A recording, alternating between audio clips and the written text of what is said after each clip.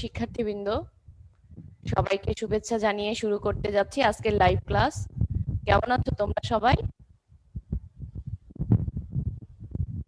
ভালো আছো? আলহামদুলিল্লাহ, আমিও ভালো আছি।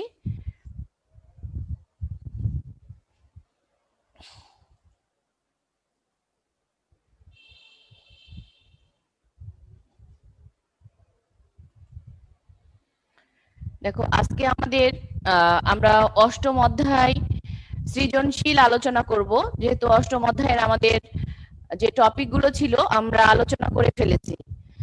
এখানে বোর্ডে আমি একটা সৃজনশীল প্রশ্ন উঠিয়েছি। এই সৃজনশীল প্রশ্নটা তোমরা দ্রুত তুলে নিবে, উঠিয়ে নাও। উঠানোর পরে আমি এগুলো সব সম্পর্কেই আলোচনা করব। আসসালামু আলাইকুম। ওয়ালাইকুম সালাম। আমরা সবগুলো আলোচনা করব। হ্যাঁ, তোমরা একটু দ্রুত উঠাও। দেখো, বলছে সৃজনশীল প্রশ্নে আমাদের বলছে এখানে দেহের পানি নিয়ন্ত্রণে বৃক্ক গুরুত্বপূর্ণ ভূমিকা পালন করে। সবার কাছে খাতা আছে? খাতা বই নিয়ে তোমরা কিন্তু বসবে। দেহের পানি নিয়ন্ত্রণে বৃক্ক প্রধান ভূমিকা পালন করে, কিন্তু বৃক্কীয় জটিলতায় এ নিয়ন্ত্রণ বিঘ্নিত হয়। কোন নিয়ন্ত্রণ? এই যে পানির সাম্যতা নিয়ন্ত্রণ করে, এই নিয়ন্ত্রণটা কখন বিঘ্নিত হবে? যখন বৃক্ক বিভিন্ন ধরনের জটিলতায় ভুগবে। আমার গত ক্লাসটা দেখেছো, শনিবারে যে ক্লাস গেছে, সেই শনিবারের ক্লাসের মধ্যে আমরা দিয়েছি বৃক্ক বিকল হওয়ার কারণ, বৃক্কে পাথর, এবং আমরা ডায়ালাইসিস পড়েছি। তোমরা ভালো করে পড়েছো তো? পড়া হয়েছে সবার ওগুলো? এখন দেখো, বলছে বৃক্কীয় জটিলতায় এ নিয়ন্ত্রণ বিঘ্নিত হয়, যা দেহে নানা জটিলতা সৃষ্টি করে। নানা জটিলতা আমরা যখন দেখলাম যে বিভিন্ন ধরনের জটিলতা দেখা দিচ্ছে, আমাদের যখন বৃক্ক বিকল হচ্ছে, রক্তে ক্রিয়েটিনিনের পরিমাণ বেড়ে যাচ্ছে, তখন আমাদেরকে ডায়ালাইসিস করতে হচ্ছে, তাই না? এই বিষয়গুলোই কিন্তু জটিলতা। শরীর ফুলে যাবে, পানি জমতে থাকবে, খাবারে অরুচি, বিভিন্ন ধরনের যে সমস্যাগুলো হবে, রোগী ধীরে ধীরে মৃত্যুর মুখে পতিত হবে। তাহলে এই জটিলতাকে কাটানোর জন্য আমরা কি করব? হ্যাঁ, সবার উদ্দীপক উঠানো হয়েছে। 1 নাম্বার বলছে, দেখো রেচন কি? রেচন আমরা বলেছি এক ধরনের জৈবিক প্রক্রিয়া, তাই না? যে রেচন কিন্তু আমরা প্রক্রিয়া বলেছি, যে প্রক্রিয়ার মাধ্যমে আমাদের নাইট্রোজেন ঘটিত যে বর্জ্য পদার্থগুলো আছে সেগুলো আমরা কি করে দিতে পারি? বের করে দিতে পারি। তাহলে রেচন আমাদের দেহের একটা প্রক্রিয়া, যে প্রক্রিয়ার মাধ্যমে আমরা কি করি? দেহে বিপাক প্রক্রিয়ায় উৎপন্ন নাইট্রোজেন ঘটিত বর্জ্যগুলো দেহ থেকে বের করে দিই। ঠিক আছে, এরপরে চলে আসো। দেখো, রেচন পদার্থ বলতে কি বোঝো? রেচন পদার্থ বলতে কি বোঝো? আমি যখন তোমাদেরকে পড়িয়েছি খুবই গুরুত্ব দিয়ে পড়িয়েছি যে রেচন পদার্থ।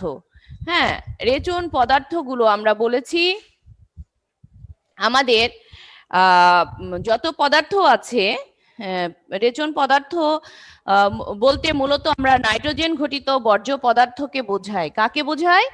নাইট্রোজেন ঘটিত বর্জ্য পদার্থকে বোঝায়। রেচন পদার্থ বলতে কি বোঝো? শুধু এটুকুই বলবে না, যেহেতু আমার এখানে 1 মার্ক আছে, এখানে 2 আছে, তুমি লিখলে নাইট্রোজেন ঘটিত বর্জ্য পদার্থকে বোঝায়। তারপরেও আমরা বলবো কি এছাড়াও আছে না, বর্জ্য পদার্থগুলোর মধ্যে আছে কি কি?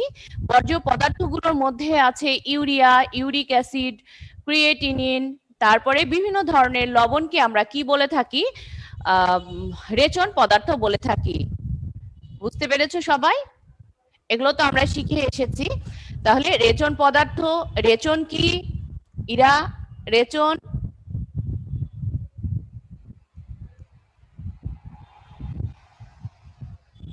রেচন কি? কে বলবে? রাহিমা, রেচন কি? এগুলো সুন্দর আমি ভিডিও ক্লাস দিয়েছি, সেই ক্লাসগুলো দেখোনি নিশ্চয়ই। রাহিমা, রেচন কি? রেচন পদার্থ। সাবরিনা, সাবরিনা ইসলাম, তমা বলো।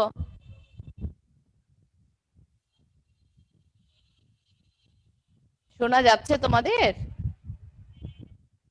না শুনতে পাচ্ছ না বলো তো? আচ্ছা, তাহলে পড়া হয়নি ভালো করে, বুঝতে পারছি।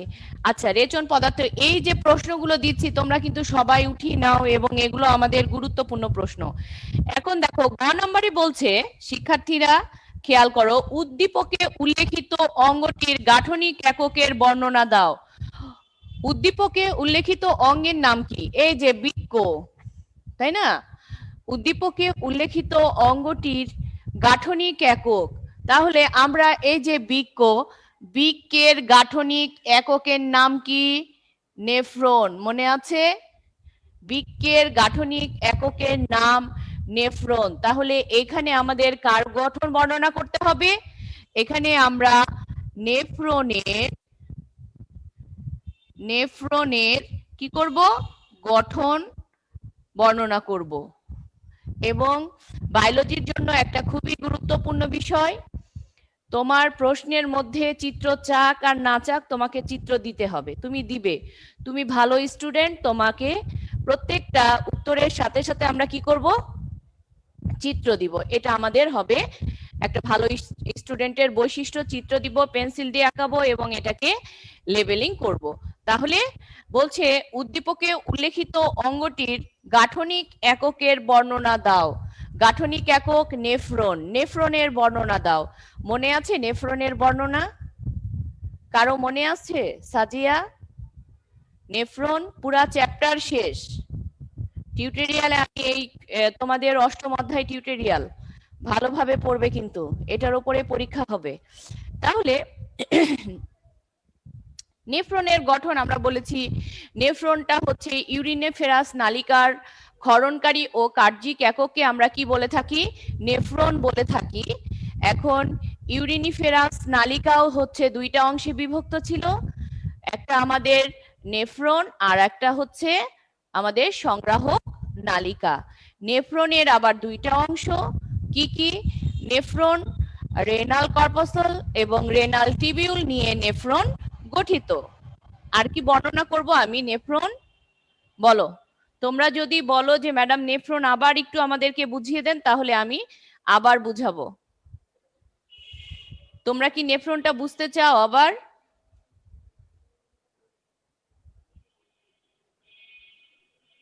মিস আবার বুঝাই দেন। আচ্ছা ঠিক আছে, তাহলে আমি আবার বুঝিয়ে দিচ্ছি। তাহলে দেখো, নেফ্রন, নেফ্রন কয়টা অংশে বিভক্ত একটু আমি বলে দিই, পরের প্রশ্নটা, পরের প্রশ্ন বলে আমি হচ্ছে যে তোমাদের বোঝানোর মধ্যে যাচ্ছি। দেখো বলছি, উদ্দীপকে উল্লেখিত অঙ্গটি বিকল হলে, তোমরা প্রশ্ন উঠিয়ে নাও তারপরে আমি বুঝাবো, হ্যাঁ? উদ্দীপকে উল্লেখিত অঙ্গটি বিকল হলে, তাহলে কিডনি বিকল হলে, আমরা দেখেছি যে কিডনি বিকল হলে আমাদেরকে দুই ধরনের পদ্ধতি অবলম্বন করতে হচ্ছে। আমরা অস্থায়ী যে পদ্ধতিটা আছে বৈজ্ঞানিক উপায়ে রক্ত পরিস্রুত করার নামই হচ্ছে ডায়ালাইসিস। সে ডায়ালাইসিস পদ্ধতির মাধ্যমে আমরা বৃক্ককে সচল রাখতে পারি। এটা আমাদের অস্থায়ী পদ্ধতি। রোগীকে কিছুদিন পর পর বা মাসে বা সপ্তাহে বা 15 দিনে একবার ডায়ালাইসিস করে রোগীকে কি করা হয়? বর্জ্যগুলো দেহ থেকে বের করে নেওয়া হয়। পরবর্তীটা আমরা বলছি যে কিডনি প্রতিস্থাপন, প্রতিস্থাপনের মাধ্যমে আমরা কি করতে পারি? পার্মানেন্ট ট্রিটমেন্ট করতে পারি, অর্থাৎ রোগীর একটা কিডনি ট্রান্সফার করে একটা সুস্থ মানুষের মতো সে কি করতে পারে? জীবন যাপন করতে পারে। তোমাদের এতটুকু হয়েছে? আচ্ছা, আমি এর সাথে সাথে আরো একটা প্রশ্ন বলি, খেয়াল করবে। এখানে যদি আমি যদি গাঠনিক একক না দিয়ে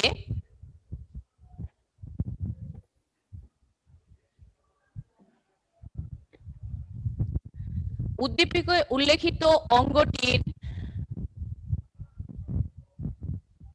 গঠন বর্ণনা করো, তাহলে বলো তো কার গঠন দিবে? উদ্দীপকে উল্লেখিত অঙ্গটির গঠন বর্ণনা করো, কার বর্ণনা করবে এই ক্ষেত্রে?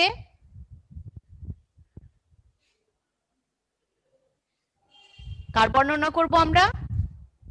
বলো, এই যে বৃক্কের গঠন বর্ণনা করব, কার গঠন বর্ণনা করব? বৃক্কের গঠন।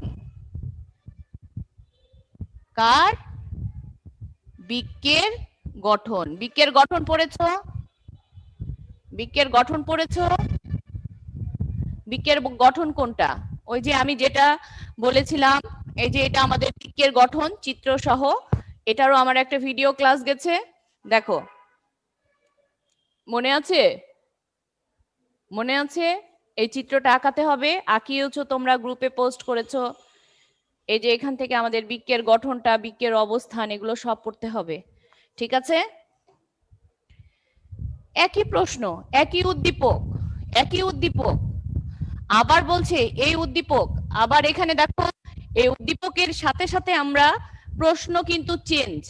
উদ্দীপক এক, তোমার প্রশ্ন ভিন্ন হতে পারে অবশ্যই, কারণ এখানে হয় বৃক্কের গঠন দিবে, না হলে বৃক্কের কার্যকারী এককের গঠন দিবে।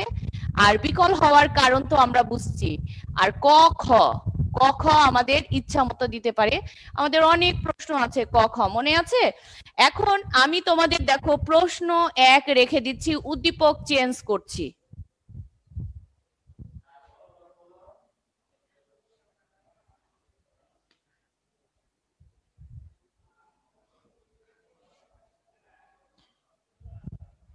প্রশ্ন একই থাকলো, উদ্দীপক এবার খেয়াল করো।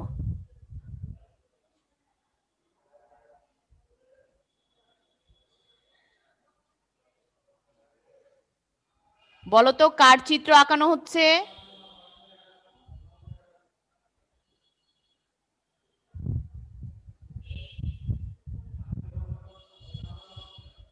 এটা কি চিত্র?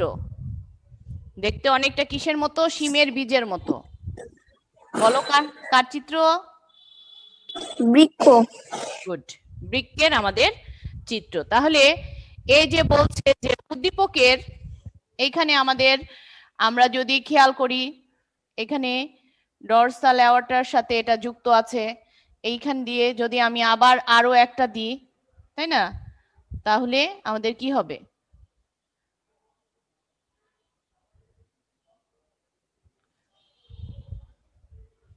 এটা আমাদের এক্সক্রিটরি সিস্টেম। হ্যাঁ, এখন পুরাটা না দিয়ে তোমাকে অর্ধেক দিতে পারে বা শুধু একটা বৃক্ক দিতে পারে। হ্যাঁ, ইচ্ছা তোমাকে যেভাবেই দিক, তোমাকে কি করতে হবে?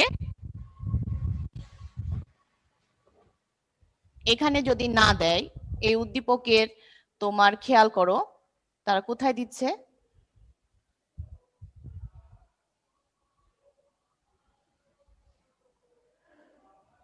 হ্যাঁ, ঠিক আছে, এটা আমরা একটা উদ্দীপক হতে পারে, হতে পারে না? খেয়াল করো মেয়েরা, উদ্দীপক হতে পারে না? হতে পারে না? অবশ্যই উদ্দীপক হতে পারে। হ্যাঁ, হতে পারে। এটা কেন? এখানে আমরা কি করব? তাহলে কি উদ্দীপকে উল্লেখিত এক্স অংশ, উল্লেখিত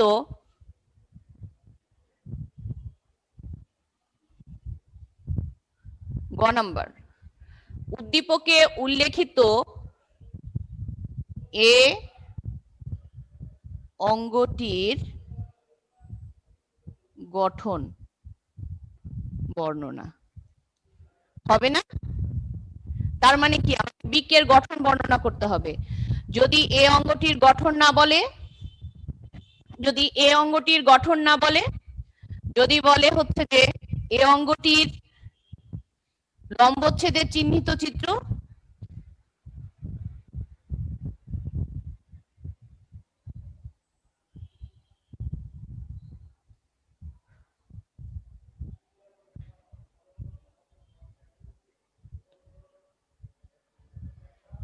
লম্বচ্ছেদের চিহ্নিত চিত্র অঙ্কন করো।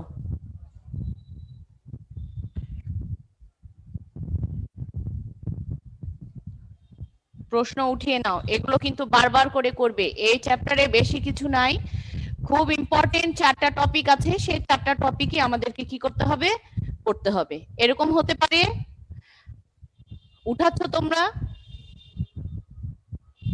আবার বলতে পারে এ অঙ্গটির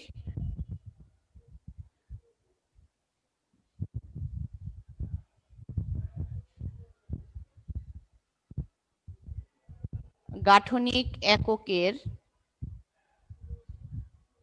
বর্ণনা দাও।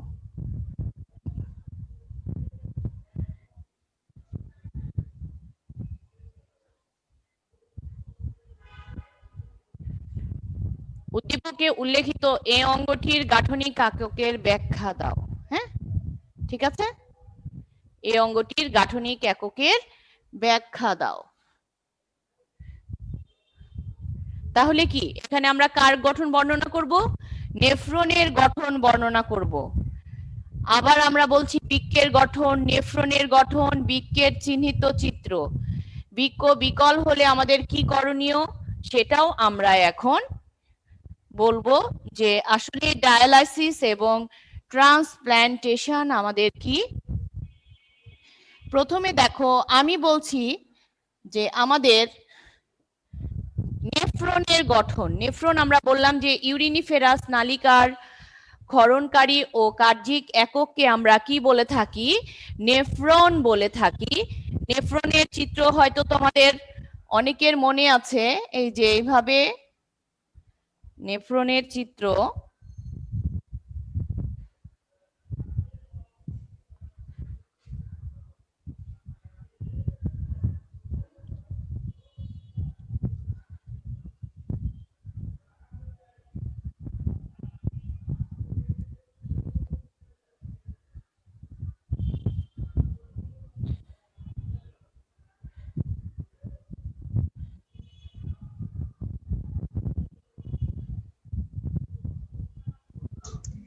মিস ঝাপসা ঝাপসা লাগছে। এখনো ঝাপসা লাগছে? দেখো তো। জি মিস। কেন?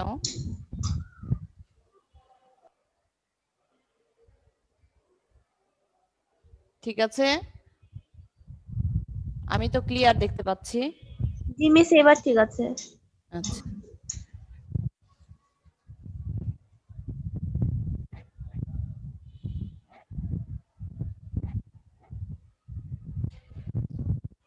দেখো এটাকে আমরা বলি বোম্যান্স ক্যাপসুল।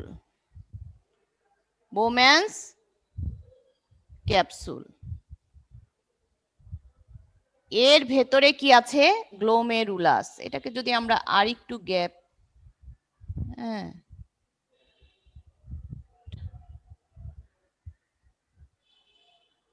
এই চিত্রটা তোমাদেরকে কিন্তু আঁকাতে হবে। হ্যাঁ, এখানে আমাদের ঠিক 50টার মতো রক্তজালক তৈরি হবে। অ্যাফারেন্ট আর্টারিওল নামক প্রবেশ করে।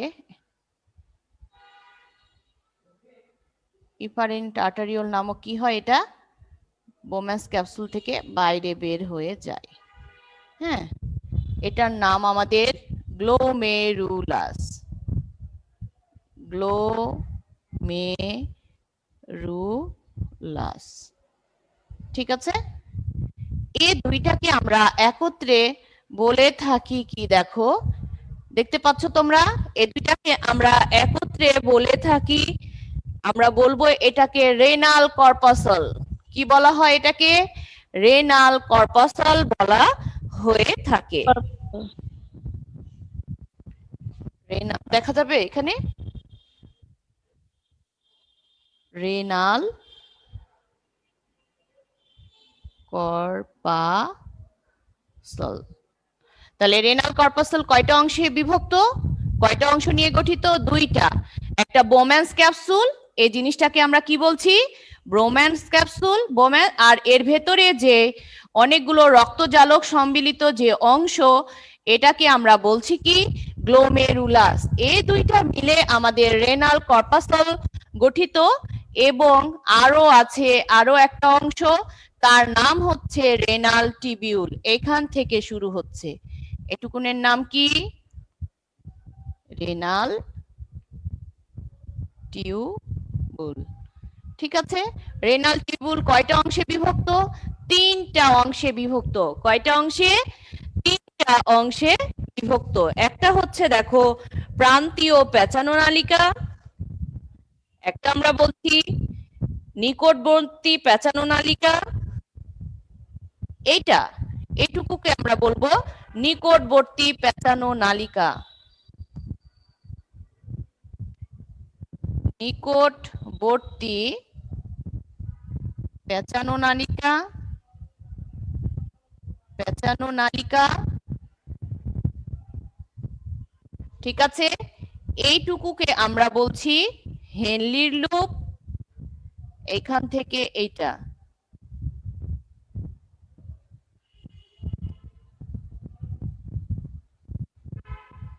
হেনলির লুপ, মানে ঠিক একটা ফাঁসের মতো হয়ে আছে, দেখো হেনলির লুপ। তারপরে আমরা এইটুকু বলবো, ওটা ছিল আমাদের নিকটবর্তী পেঁচানো নালিকা, আর এটা এইটুকু হচ্ছে আমাদের প্রান্তীয় পেঁচানো নালিকা। নাম কি? প্রান্তীয় পেঁচানো পেঁচানো নালিকা। ঠিক আছে, এটা আমাদের আসলেই কার চিত্র? চিত্র নেফ্রন। নেফ্রন আমরা কাকে বলছি? নেফ্রন কি প্রশ্ন আসতেই পারে। নেফ্রন কি? নেফ্রন হচ্ছে ইউরিনিফেরাস নালিকার ক্ষরণকারী ও কার্যিক একককে আমরা নেফ্রন বলি। ইউরিনিফেরাস নালিকা দুইটা অংশে বিভক্ত। ইউরিনিফেরাস নালিকা কয় অংশে বিভক্ত? ইউরিনিফেরাস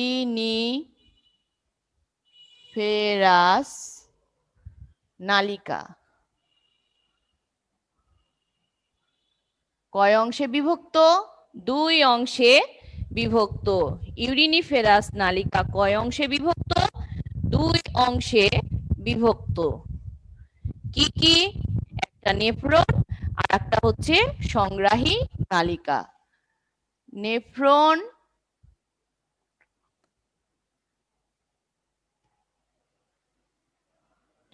আর একটা সংগ্রাহী নালিকা।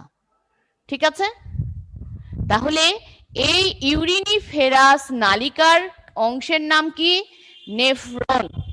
তাহলে সংজ্ঞায় আমরা কি বলছি? ইউরিনিফেরাস নালিকার কার্যিক ও ক্ষরণকারী একককে আমরা কি বলি? নেফ্রন বলে থাকি। সংগ্রাহী নেফ্রন দুইটা অংশে বিভক্ত, একটা হচ্ছে সংগ্রাহী নালিকা, একটা কি? সংগ্রাহী, হয় দীর্ঘি দাও, সংগ্রাহী নালিকা, আর একটা হচ্ছে নেফ্রন। একটা নেফ্রন কয়টা অংশে বিভক্ত? দেখো নেফ্রন কয় অংশে বিভক্ত? নেফ্রন দুই অংশে বিভক্ত। কয় অংশে? দুই অংশে। Renal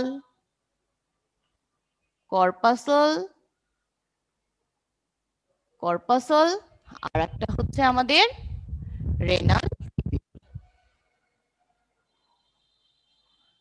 renal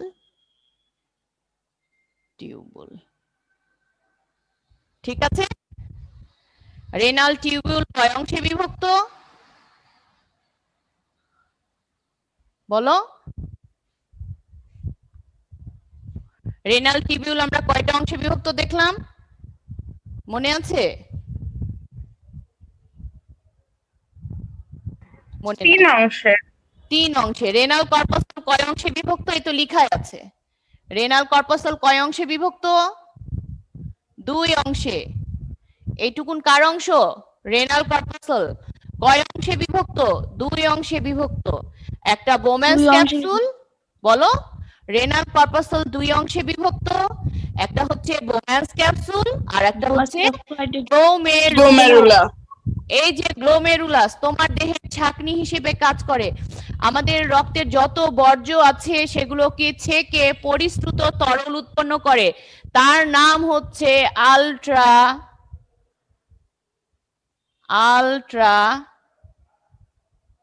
filtrate. কেন তোমরা মনে হচ্ছে যে ভিডিও ক্লাসগুলো ভালো করে করছো না? ভিডিও ক্লাস করো না? আমার ওইখানে একদম পুঙ্খানুপুঙ্খ আমি সব কিছু ছোটখাটো যত কথা আছে আমি সবগুলো বলে এখানে 8 অধ্যায়টা খুব সুন্দর করে শেষ করেছি। তোমরা ভিডিও ক্লাস কেন দেখছো না? মেয়েরা দেখো না? রোয়েনা, এগুলো আমার ভিডিও ক্লাসে সব, হ্যাঁ, ভালো করে দেখবে এবং বারবার বুঝতে না পারলে বারবার দেখবে। তাহলে আমরা কি বলছি, রেনাল কর্পাসল দুইটা অংশে বিভক্ত, বোম্যান্স ক্যাপসুল আর গ্লোমেরুলাস। আর রেনাল টিবিউল কয় অংশে বিভক্ত বলেছি? তিনটি। 3 অংশে। হ্যাঁ, তিনটি অংশে বিভক্ত। অংশ তিনটির নাম কি বলেছি দেখো, নিকটবর্তী পেঁচানো নালিকা, যেটা ঠিক এই যে এখানে নিকটবর্তী কেন বলা হয়েছে, রেনাল কর্পাসলের কাছে এর অঙ্কীয় দিক থেকে এটা উৎপন্ন হয়েছে, তাই এটাকে আমরা কি নাম দিয়েছি? নিকটবর্তী পেঁচানো নালিকা। কি বলা হচ্ছে এটা? নিকটবর্তী পেঁচানো নালিকা। আর একটা বলছে দেখো, এই যে এখানে হেনলির লুপ, এই জায়গাতে ফাঁস হিসেবে আছে, বিজ্ঞানী হেনলি এটাকে আবিষ্কার করেছে বিধায় আমরা এর নাম দিয়েছি হেনলির লুপ।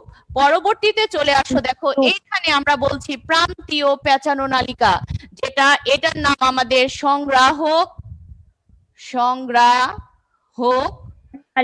নালিকা। হ্যাঁ, তাহলে যেটা সংগ্রাহক নালিকার কাছে সেটুকুকে আমরা বলছি প্রান্তীয় পেঁচানো নালিকা। তাহলে নেফ্রনের গঠন নিয়ে আর কারো সমস্যা আছে?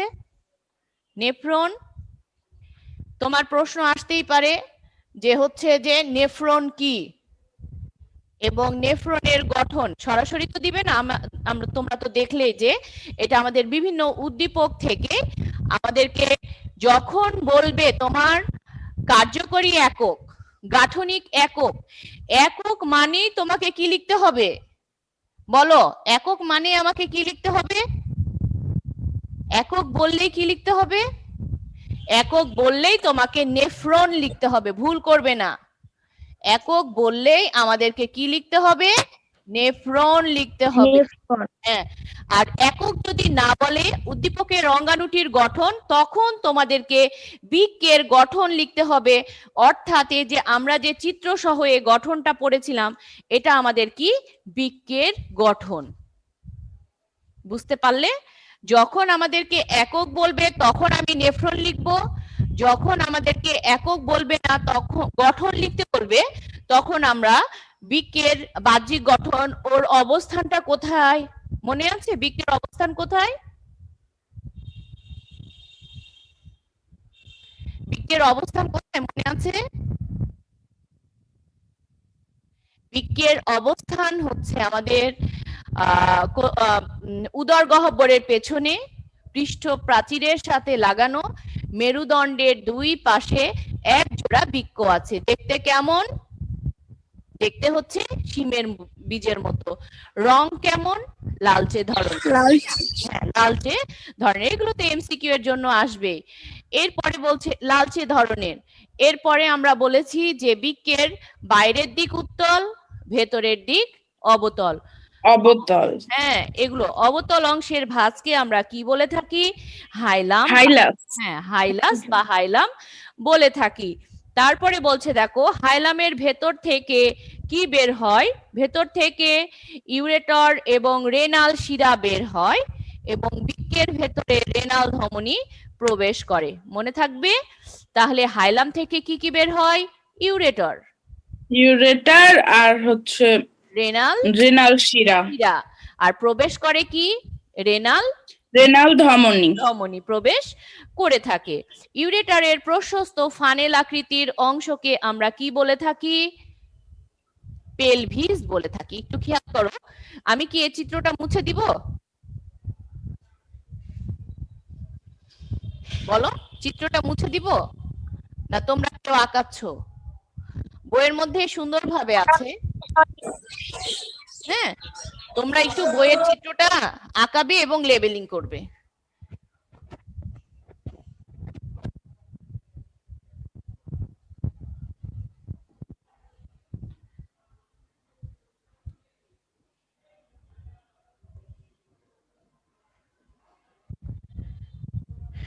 এই যে আমরা দেখেছি বৃক্ক থেকে, প্রতিটি বৃক্ক থেকে একটি করে ইউরেটর বের হয়। মনে আছে? রেনাল শিরা আর রেনাল ধমনী বৃক্কের মধ্যে কি করছে? প্রবেশ করছে।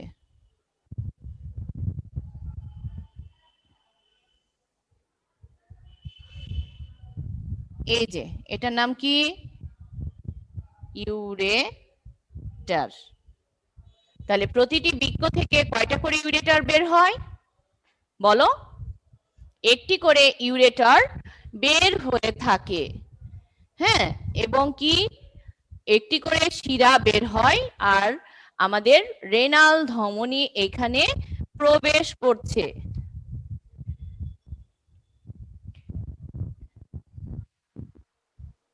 বের হচ্ছে এটা, বের হচ্ছে আমাদের এটা, প্রবেশ করছে আমাদের এটা। তাহলে প্রবেশ যেটা করছে সেটা কি? রেনাল বলো ধমনী। বের হচ্ছে যেটা সেটা কি? রেনাল শিরা। আর এটা যে আমাদের ইউরেটর, এটা তো আমরা বুঝতেই পাচ্ছি, তাই না? এটা আমাদের ইউরেটর।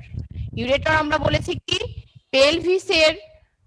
পেলভিসের যে প্রশস্ত অংশ আছে তাকে আমরা কি বলছি? ইউরেটরের ফানেল আকৃতি। ফানেল মানে কি? এই যে ইউরেটরটা ঠিক দেখো এইরকম ফানেলের মতো হয়ে গেছে। এখান থেকে আমরা দেখব যে এই যে এইরকম করে তোমাদের ওখানে একটা কি আছে, এইভাবে আছে। হ্যাঁ, ইউরেটর, এই যে ইউরেটরের ফানেল, ফানেল দেখেছো? হ্যাঁ, তেল তেল ঢালে আমরা যে কেমিস্ট্রির প্র্যাকটিক্যাল করতে গিয়ে যে ফানেল গুলো, তাই এই অংশ ইউরেটরের ফানেল আকৃতির প্রশস্ত অংশকে আমরা কি বলে থাকি? পেলভিস বলে থাকি। প্রশ্ন আসতেই পারে যে পেলভিস কি? আসতে পারে না? 1 মার্কের প্রশ্ন পেলভিস কি, হাইলাম বা হাইলাস কি, এইগুলো আমাদের আসবে। তাহলে আমরা বৃক্কের গঠনের মধ্যে বলছি কি যে বৃক্ক দেখতে শিমের বীজের মতো। এখান থেকে একটি করে ইউরেটর আর একটি রেনাল শিরা বের হয়, আর বৃক্কের মধ্যে রেনাল ধমনী প্রবেশ করে। ইউরেটরের প্রশস্ত ফানেল আকৃতির অংশকে আমরা কি বলেছি? পেলভিস বলেছি। ঠিক আছে? এর বাইরের দিক উত্তল, ভেতরের দিক অবতল। অবতল অংশের ভাঁজকে আমরা কি বলে থাকি? হাইলাম বা হাইলাস বলে থাকি। আরো আছে এর অভ্যন্তরীণ গঠন। এটা একটা রেনাল ক্যাপসুল নামক একটা আবরণ দিয়ে আবৃত থাকে। তাহলে বৃক্কের আবরণের নাম কি? এখানে কিন্তু এটাও দিবে, বৃক্কের আবরণের নাম রেনাল ক্যাপসুল। এখন যে ক্যাপসুল সংলগ্ন যে অংশ আছে এটাকে আমরা কি বলে থাকি? এখানে তোমাদের আরো এরকম ভাবে দেখো রেনাল পিরকা বা রেনাল প্যাপিলা গঠন করছে।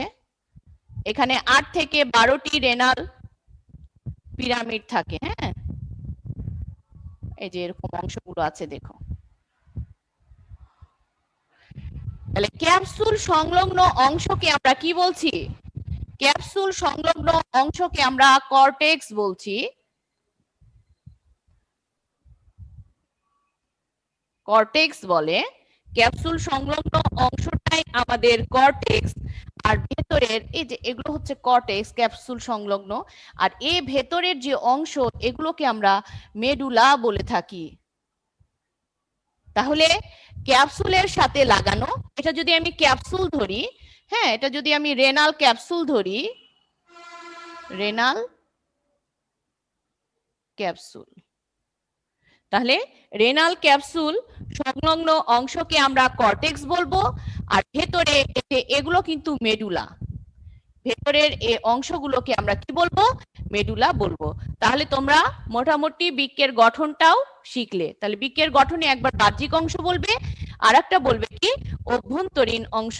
এখানে 8 থেকে 12টি আমাদের কি থাকে? রেনাল পিরামিড থাকে। এই রেনাল পিরকা গঠন করবে এবং এগুলো গিয়ে কোথায় উন্মুক্ত হয়? এই যে পেলভিসে উন্মুক্ত হয়। কোথায় উন্মুক্ত হচ্ছে রেনাল পিরকাগুলো? পেলভিসে উন্মুক্ত হয়। তাহলে আজকে আমাদের সময় মোটামুটি শেষ হয়ে আসছে। তোমরা কি বুঝতে পারলে? 2টা উদ্দীপক দিয়ে কিন্তু আমি পুরা চ্যাপ্টারের বড় প্রশ্নটা শেষ করেছি, গ এবং ঘ। আর ছোট প্রশ্ন তো আসলে শেষ করা নাই। ক আর খ তোমাদের এখান থেকে ইচ্ছা মতো প্রশ্ন হবে। এটা অনেকগুলো প্রশ্ন আমি তোমাদেরকে নোটে দিয়ে দিয়েছি। হ্যাঁ, এটা একটা পুরা চ্যাপ্টারের সৃজনশীল সহ নোট গেছে, সেই নোটের মধ্যে তোমরা সব পাবে। ছোট ছোট জ্ঞান আর অনুধাবনমূলক প্রশ্ন, আর বড় প্রশ্ন তো আমরা পাচ্ছি বৃক্কের গঠন, নেফ্রনের গঠন, ডায়ালাসিস, প্রতিস্থাপন।